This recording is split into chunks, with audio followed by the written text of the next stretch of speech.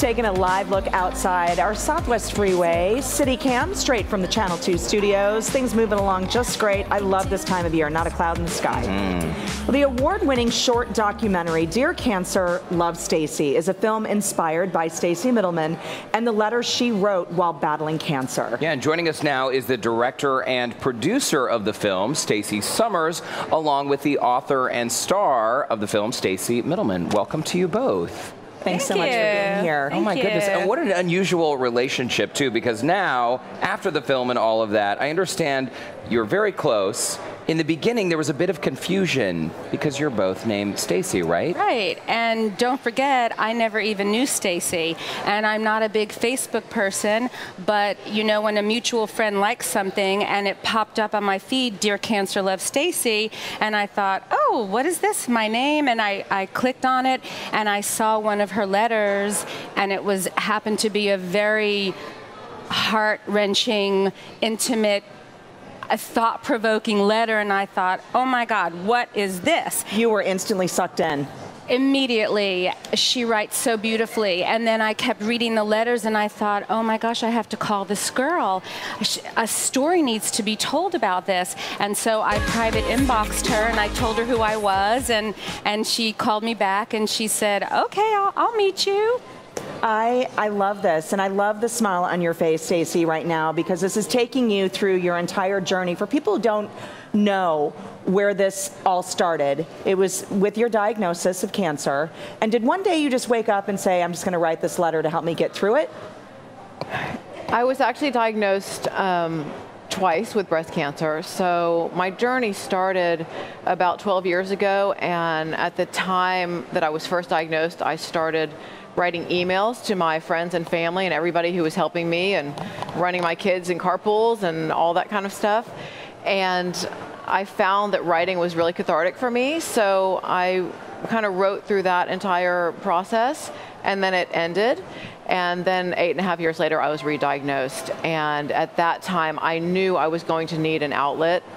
And that's why I started the Dear Cancer, Love Stacy Facebook page, because I knew I needed to write. And honestly, it was such an easy way to communicate. I didn't have to reach out to everybody that I cared about and who may care about me. It was just kind of there for the taking, and I didn't expect it to become so public or even reach people I didn't know. It was really just, well, and an also easy tool. You learn a lot from her letters. I didn't really know that much about the BRCA gene apart from Angelina Jolie, right? And I learned a lot from her letters as well. And that's why I thought this really has to be told to help people make sure that they know that there's genetic testing to find out if they have the BRCA gene, to make the decisions that they need to make. Because knowledge truly is power. I mean, if you scary. It is very scary, but so is the alternative. It's scarier, as we said earlier. That's what I said, scarier. It's scarier to not get tested is what you're saying, right? To not get tested for the gene, but you encourage people to go and get tested for it? Yes. Yeah. Oh, absolutely, yes.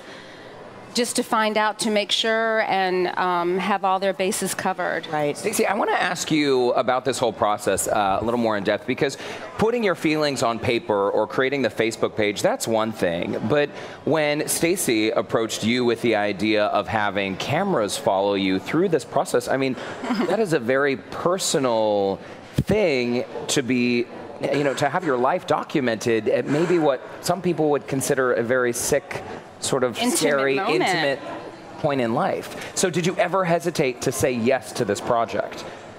I really didn't. And it was really because I was in such a scary place already that nothing else could have been scarier. Interesting. Right. That's really where I came from. She approached me, and I felt like I had nothing to lose. If nothing else, it would be a documentation for my children and my family, and I didn't know what my outcome would be. And I just felt like it would, you know, serve kind of a greater good, is really what I hoped for. Wow, it's great to see some of these, you know, pieces of footage from the film. Is this, I mean, I'm imagining that you've had an outpouring of people responding to this work. Oh, so much so. In fact, we had a screening in Austin a few weeks ago, and all the audience members came up afterwards and shared their stories, because everyone has a story related to it. So that was nice. And how are you now, today, after you've been through the process, the book is written, the movie, your documentary is out? Has it changed you?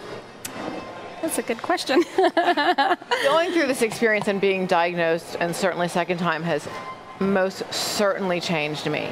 The experience with the book and the film is kind of one of those wonderful things that happens when you're willing to kind of go outside of your comfort zone, which is probably what this disease forced me to do.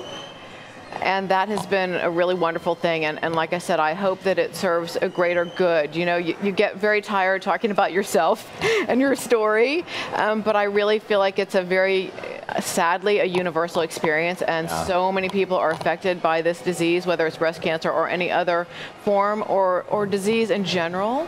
And, you know, I think that hopefully it takes away any shame or discomfort in talking about these really, really critical matters. And that's the thing about her. She talks extremely open.